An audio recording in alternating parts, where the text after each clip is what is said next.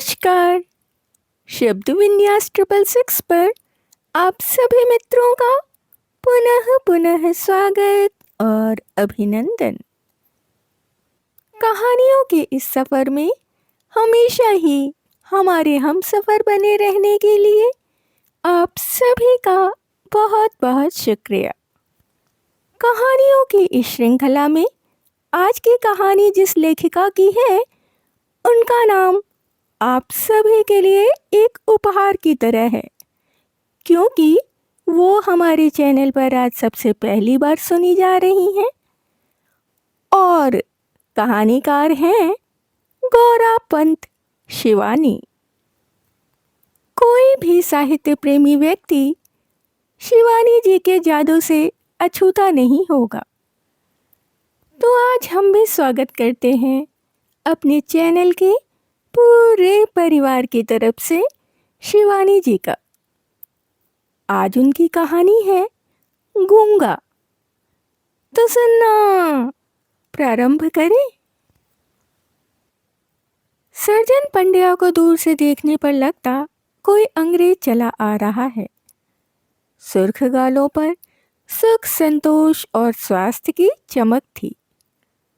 उनके हाथ में कुछ ऐसा यश था कि उनकी प्रतिभा का स्पर्श पाते ही मुरझाए मरीज भी चंगे होकर बैठ जाते। उनकी फीस भी उनके व्यक्तित्व की ही भांति रोबीली थी। ऐसा वैसा व्यक्ति तो उनकी फीस सुनकर ही पीला पड़ जाता, पर रोगी के पीले चेहरे से भी उनकी आंखों में करुणा नहीं उभरती। कभी कभी वे अपनी विकट फीस में थोड़ा सा अंतर भी कर देते थे, बशर्ते मरीजा सुंदरी हो या मरीज किसी मौलिक बीमारी का नमूना हो। पर असंख्य रोगियों को जीवन दान देने वाला यह अनोखा मसीहा अपनी ही पत्नी का इलाज नहीं कर सका था। एक ही पुत्री को जन्म देकर उसकी पत्नी सौर में ही पगला गई थी और सर्जन उसे ठीक नहीं कर पाए थे। 16 वर्ष से वह आगरा के पागल खाने में पड़ी थी। बीच बीच में सर्जन उसे देखने भी जाते थे और कुछ लोग तो कहते थे कि वह उतनी पागल नहीं थी कि उसे घर न लाया जा सके।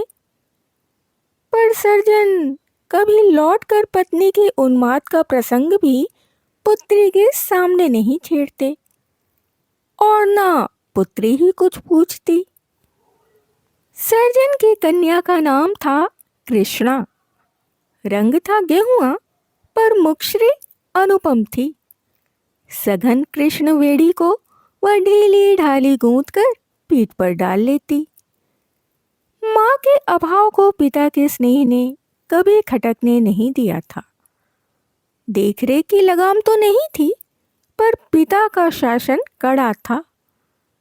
कृष्णा ने पढ़ाई के साथ संगीत और नृत्य की शिक्षा प्राप्त की। पैरों में घूंघट बांधते ही वह स्वर्ग की अप्सरा बन जाती। बड़े से बड़ा कला मर्मज्ञ हो या नृत्य संगीत से एकदम ही अनभिज्ञ कोई अरसिक, सब उसके नृत्य की रस माधुरी में डूब कर रह जाते।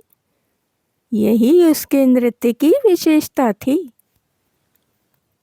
एक बार एक नृत्योत्सव में 3 घंटे तक नाचकर दर्शकों को मंत्रमुग्ध किया और अंत में जब हाथ जोड़कर दर्शकों की ओर सिर झुकाया तो तालियों से हॉल गूंज उठा।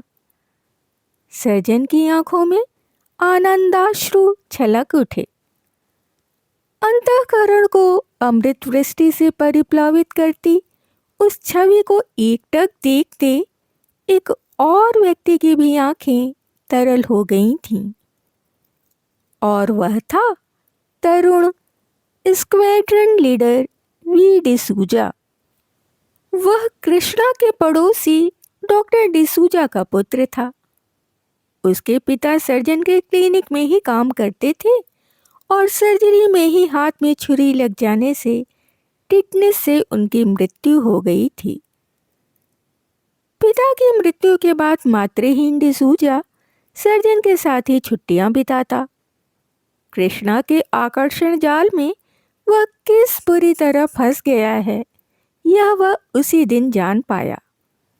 स्वभाव से ही लचीले उस सौम्य गोवानी युवक पर सर्जन का अत्यंत स्नेह था। उसके लंबोदरे चेहरे पर सांवले रंग की चमक थी। पतली मूंछों के नीचे उसके पतले होंठों पर सदा संयम की चाबी लगी रहती। वह बड़े नम्र स्वर में बोलता और बड़े ही सलीके से कपड़े पहनता। उसके जूते ऐसे चमकते कि कोई चाहे तो अपना मुंह देख ले।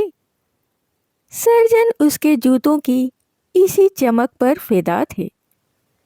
शाबाश बेटे, तुम्हारे जूतों की चमक देखकर हमारी तबीयत खुश हो जाती है।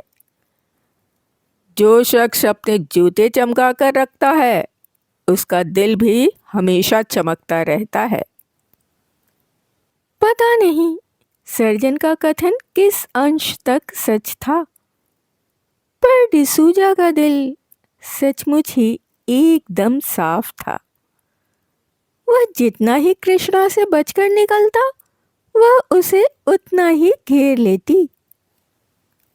इसी बीच सर्जन को अपने निसंतान बूढ़े चाचा की क्रिया निपटाने पहाड़ जाना पड़ा। कुछ ही दिन पूर्व उसके चाचा का अनुनय भरा पत्र आया था। मैं मरणासन्न हूँ। मेरी मृत्यु के बाद जैसे भी हो मुझे पीपल पानी कर जाना, नहीं तो मेरी आत्मा भटकती रहेगी। सर्जन प्रगतिशील विचारों के होकर भी घोर सनातनी थे। अपने राजप्रसाद के गुसलखाने में लघु शंका से निवृत्त होने भी जाते तो जनेऊ कान पर चढ़ाव होता। चाचा की आत्मा को तो उन्होंने भटकने से बचा लिया, पर पुत्री की आत्मा भटक गई। 13वीं कर लौटे तो चित्त प्रसन्न था। आत्मीय स्वजनों ने उनकी पुत्री के लिए एक हीरे सा टुकड़ा वर ढूंढ दिया था। कृष्णा उन्हें लेने एयरपोर्ट पर आई। क्यों बेटी, कांतम्मा तुम्हें छोड़कर छुट्टी ले घर तो नहीं चली गई थी? उन्होंने पूछा। कांतम्मा उनकी वर्षों पुरानी बूढ़ी आया थी। ना पापा, नम्रमुखी कन्या उन्हें कुछ पीली सी लगी। पापा, मेरे लिए पहाड़ की मिठाई बाल सिंघोड़ी लाए या नहीं? बच्चों की तरह मचलकर उसने पूछा। लाया क्यों नहीं? और भी एक चीज लाया हूं अपनी दुलारी बेटी के लिए। जानती हो क्या? सर्जन ने मुस्कुरा कर कहा। क्या पापा? एक सुंदर सा वर, जिसे ढूंढने ही शायद भगवान ने मुझे पहाड़ भेजा था। सर्जन ने कनखियों से बेटी की ओर देखा और ममता से उनका गला भर आया। थोड़े ही दिनों में उनकी बेटी पराई हो जाएगी। कृष्णा का चेहरा आश्चर्यजनक रूप से सफेद लग रहा था। वह पहले गुमसुम हो गई, फिर अचानक दृढ़ स्वर में बोली। आपको मेरे लिए वर नहीं ढूंढना होगा, मैंने वर ढूंढ लिया है। सर्जन दंग रह गए। कहती क्या है लड़की? कहाँ से वर ढूंढ लिया? यहाँ तो अपने समाज का एक परिवार भी नहीं था। क्या बात कर रही है पगली? कैसा वर? उन्होंने स्वर को करुण बनाकर पूछा। हाँ पापा, मैं विकी से ही ब्याह करूंगी। सामान्य सी किशोरी के कंठ की दृढ़ता में कहीं भी नम्रता की मिठास नहीं थी। सर्जन क्रोध से कांपते चुपचाप अपनी मूछें नोचने लगे। सामान्य सा पायलट डिसूजा, उस पर भी ईसाई, और कहाँ कुमाऊं के महापंडितों के खानदान की पुत्री कृष्णा। कार घर पहुंची तो डिसूजा को बुलाने आदमी भेजा। पता लगा डिसूजा मद्रास चला गया है। शासन की लक्ष्मण रेखा में पुत्री को बांधकर सर्जन निश्चिंत हो गए। बिना उनसे पूछे अब वह गुसलखाने भी नहीं जा सकती थी। सर्जन को इसी बीच जयपुर की मेडिकल सेमिनार में अध्यक्षता करने जाना पड़ा। कांतम्मा को कड़ी हिदायतें देकर वे 2 और बूढ़ी नौकरानियां तैनात कर गए, किंतु 3 जोड़ी बूढ़ी आंखों को धोखा देने के लिए कृष्णा की एक ही जोड़ी जवान आंखें काफी थीं। डिसूजा खबर पाते ही छुट्टी लेकर आ गया और दोनों फिर लुक छिपकर मिलने लगे। पापा के आने में केवल 8 दिन है विकी।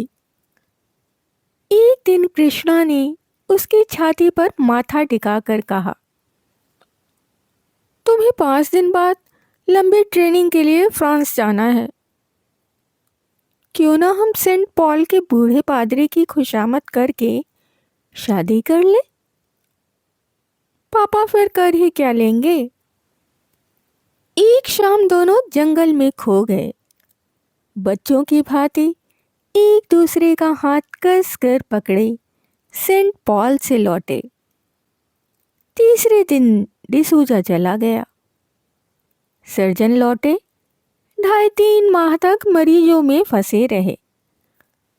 एक दिन लेटे लेटे वे अखबार पढ़ रहे थे कि पहले ही पृष्ठ पर तरुण भारतीय पायलट की मृत्यु की खबर देखकर चौंक गए। डिसूजा की मृत्यु हो गई थी। वे मन ही मन ईश्वर को लाख लाख धन्यवाद दे रहे थे कि एक चीख सुनकर चौंक पड़े। कृष्णा उनके पीछे खड़ी थी।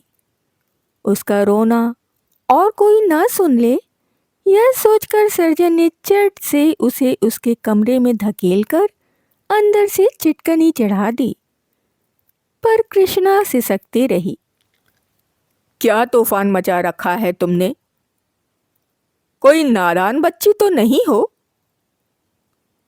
तुम्हें पता होना चाहिए कि तुम्हारी शादी तय हो चुकी है।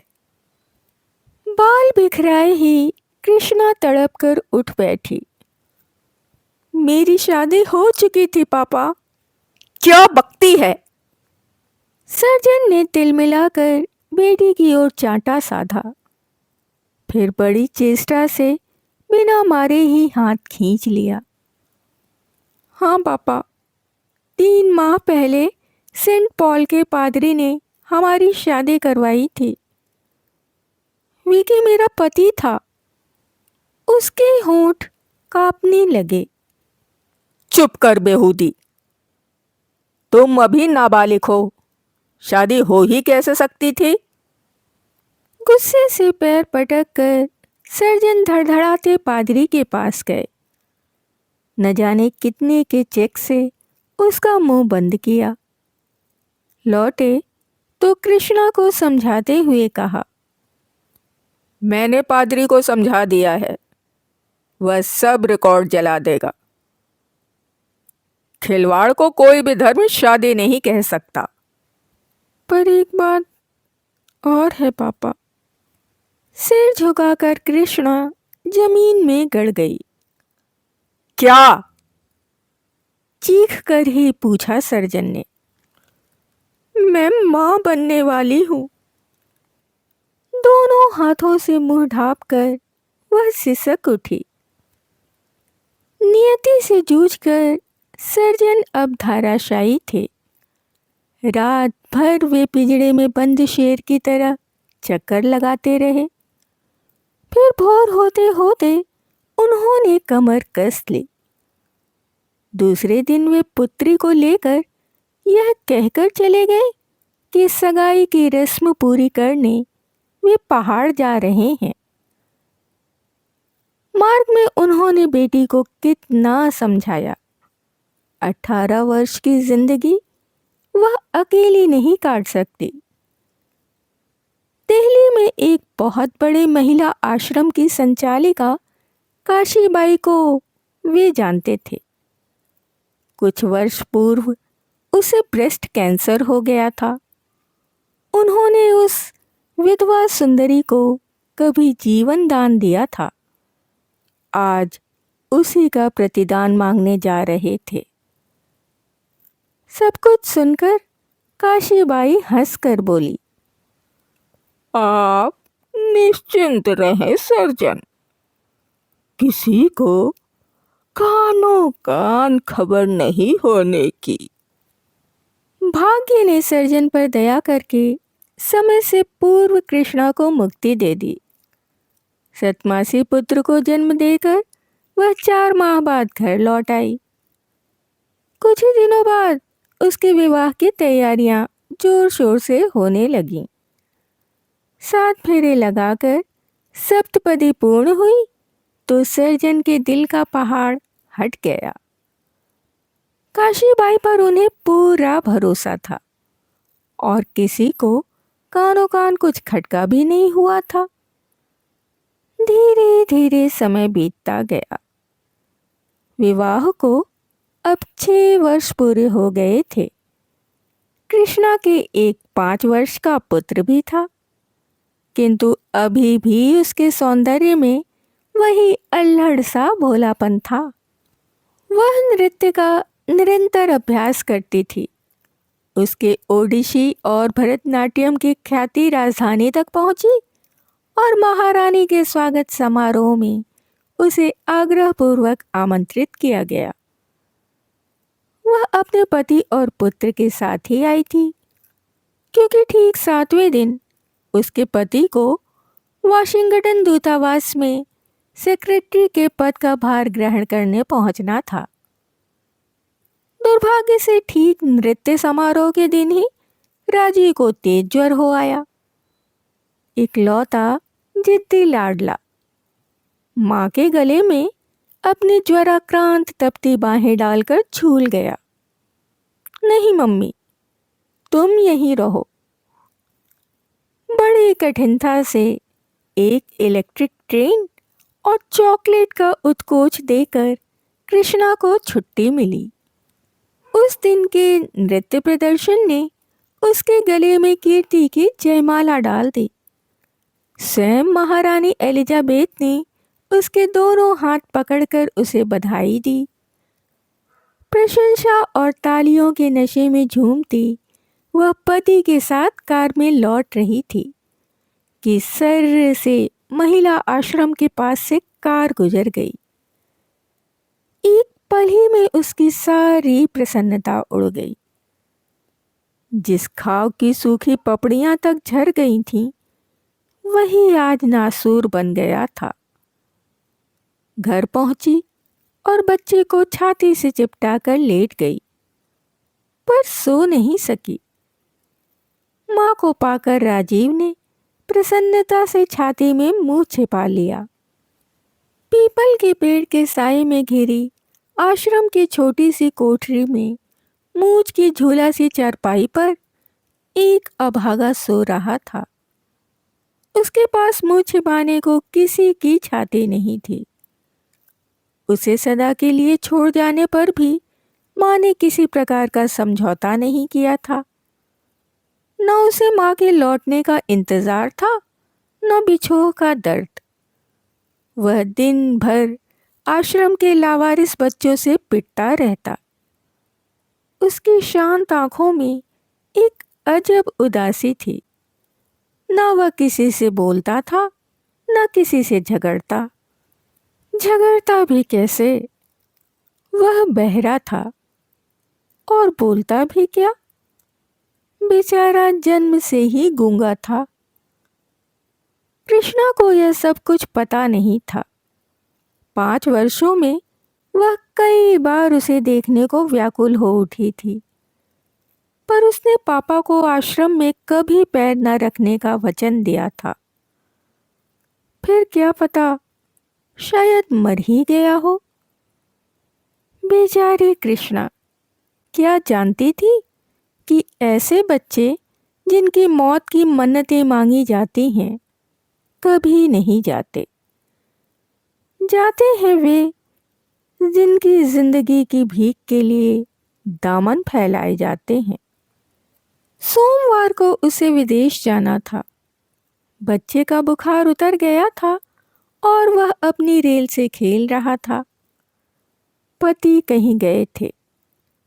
कृष्णा ने अपनी कार निकाली और उसी दुकान पर पहुंची जहां से खिलौने की रेल खरीदी थी।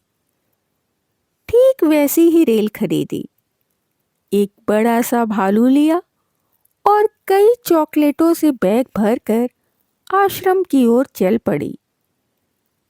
थोड़ी दूरी पर कार पार्क कर उतरी तो कलेजा धड़कने लगा। क्या पता काशीबाई की बदली हो गई हो। साहस कर भीतर गई तो काशीबाई गेट पर ही मिल गई। ओह, तुम? वाह, आओ आओ, दफ्तर में ही बैठे। हाथ पकड़कर उसे भीतर ले गई। कहो, आज बहुत दिनों में याद किया। स्वर का तीखा व्यंग कृष्णा के हृदय के घाव पर नमक छिड़क गया। आती कैसे, पापा को वचन दिया था, कहकर कृष्णा ने माथा झुका लिया। क्या उसे देखोगी? बड़ी आत्मीयता से काशीबाई आगे को झुक गई। सिर झुकाकर कृष्णा ने मौन स्वीकृति दे दी। देखो कृष्णा, बुलवा लेती हूँ पर जरा अपने दिल पर काबू रखना। वह अभागा गूंगा है। ये नौकरानियां साली बड़ी हरामी हैं। जरा भी सुबह होगा तो ब्लैकमेल करना भी जानती हैं। पूरनदेई, कहकर उसने घंटी बजाई। एक अधेड़ सी जल्लाद औरत आकर खड़ी हो गई। देखो, गूंगा बाबा को ले आओ। बड़ी डॉक्टरनी आई हैं, उसकी जबान देखेंगी। पूरन देवी चली गई तो संसार की सारी हथौड़ियां कृष्णा की कनपटी पर चलने लगीं। रुमाल निकालकर वह पसीना पोंछ रही थी कि चल चल कहती हुई खच्चर की तरह हाँकती पूरन देवी गूंगे को ले आई। वह शायद किसी की मंगनी की कमीज पहने था, जिसकी बाहें उसके हाथों से बहुत नीचे लटक रही थीं। या शायद कमीज की लंबाई महज इसलिए बढ़ा दी गई थी कि जीर्ण निक्कर ने नीचे के अंगों की लाज ढकने से एकदम ही इनकार कर दिया था। तैयार क्यों नहीं किया इसे? सकपका कर काशीबाई ने पूरनदेई को डांटा। जिद्दी कैसा है ये हरामी। कितना कहा कपड़े बदल ले, माने तब ना। पूरनदेई आग्नेय दृष्टि से गूंगे को भस्म कर बाहर चली गई। कृष्णा की सजल आंखों में नन्हे राजीव का चेहरा नाच उठा, जिसके 100 नखरे उठाते हुए वह आया और उसके पति हार हार जाते थे। द्वार पर कुंडी चढ़ाकर काशीबाई ने इशारे से गूंगे को नजदीक बुलाया। आओ बेटा। घम घम गूंगे ने किसी महान दार्शनिक की भांति हंसकर अपनी गूंगी दलील पेश की, जैसे कृष्णा से कह रहा हो, माँ, इसकी बातों में मत आना, यह बड़ी लबारी है। कृष्णा ने बेटे की बात समझ ली। ऐसी भाषा केवल माँ ही समझ सकती है। झरझर कर उसकी आंखें बरस पड़ी। छोटा सा डिसूजा ही तो खड़ा था। वही संयमी दृष्टि और वैरागी मुस्कान। लपक कर उसने गूंगे को खींचकर छाती से लगा लिया। कभी उसकी लटों को चूमती, कभी मैल से काली कलाइयों को।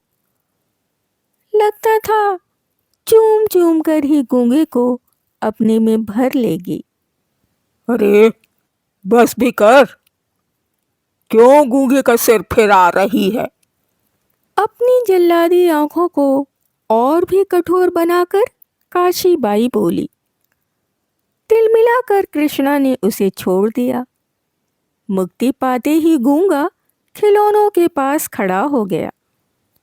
ले, सब तेरे हैं। कहकर काशीबाई ने उसे डिब्बे थमा दिए। गूंगी आंखें चमक उठी।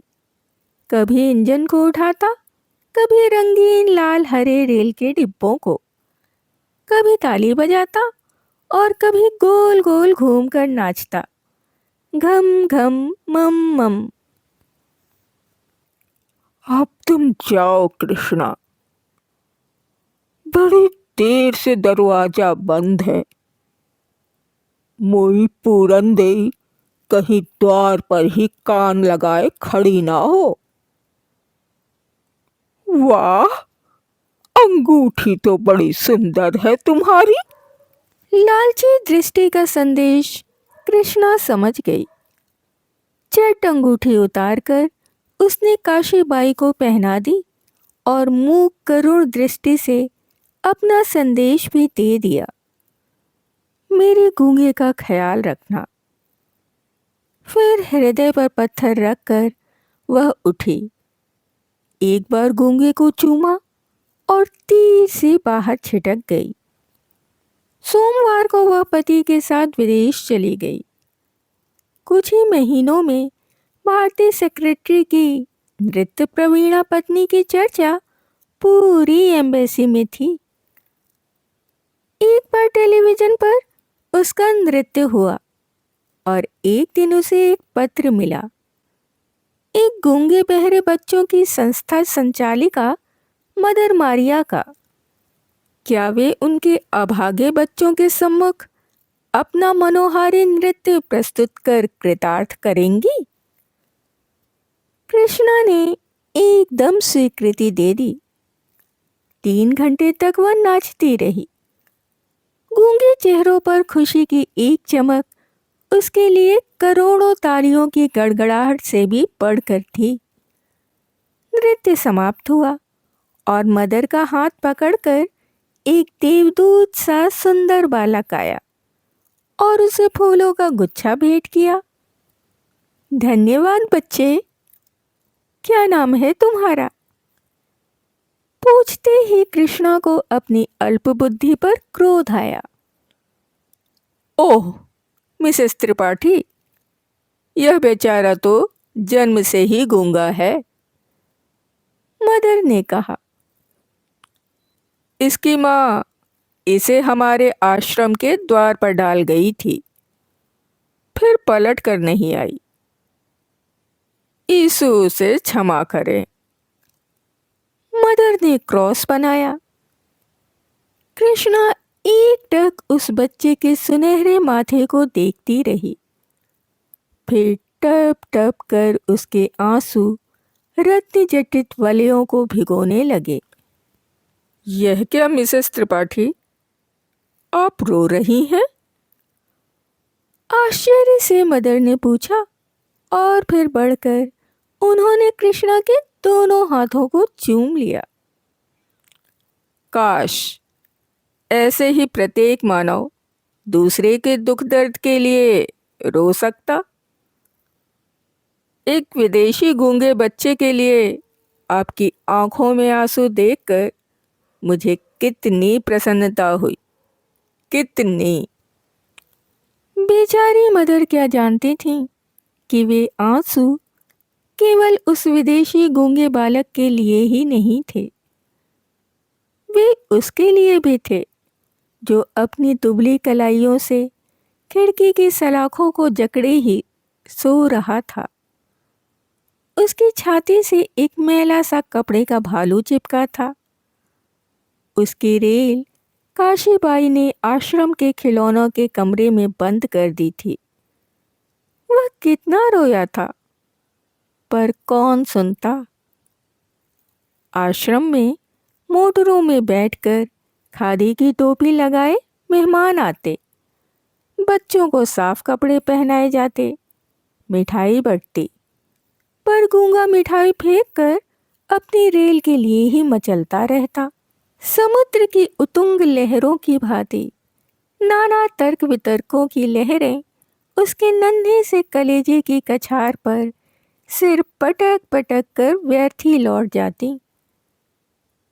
वह कितना कुछ पूछना चाहता है। मेरी रेल क्यों छीन ली? इतने मेहमान आते हैं, पर वह क्यों नहीं आते जिसने मुझे चूम चूम कर खिलौने दिए थे? आज मेरी पीठ पर काशीबाई ने बेत क्यों मारे? मैंने तो पूरनदेव की पीठ पर दांत ही काटे थे, पर वह जो मुझे रोज रोज मारती है, उसे बेत क्यों नहीं पड़े? पर वह अभागा कुछ भी नहीं पूछ सकता। अंधे बेजान भालू को छाती से चिपकाकर खिड़की के अंधेरे कोने में दुबक गया है, जहां थोड़ी देर तक न उसे काशीबाई ढूंढ सकती है, न पूरनदेवी। 7 समुद्र पार उसकी माँ भी सिसक रही है। शायद उन्हीं लाड़ भीनी सिसकियों की लोरी ने गूंगे को भी सुला दिया है। मीठी नींद में डूबा गूंगा अपने गूंगे सपनों की दुनिया में पहुंचकर खो गया है। वहां ना काशीबाई है, न पूरनदेवी। वहां तो बस बड़ी सी बिजली की रेल है। सोने के पेड़ों पर खिलौने झूल रहे हैं, और वही सुंदर सी औरत उसे गोद में उछाल उछाल कर चूम रही है। नींद ही में गूंगा मुस्कुराकर भालू को और भी कसकर छाती से लगा लेता है।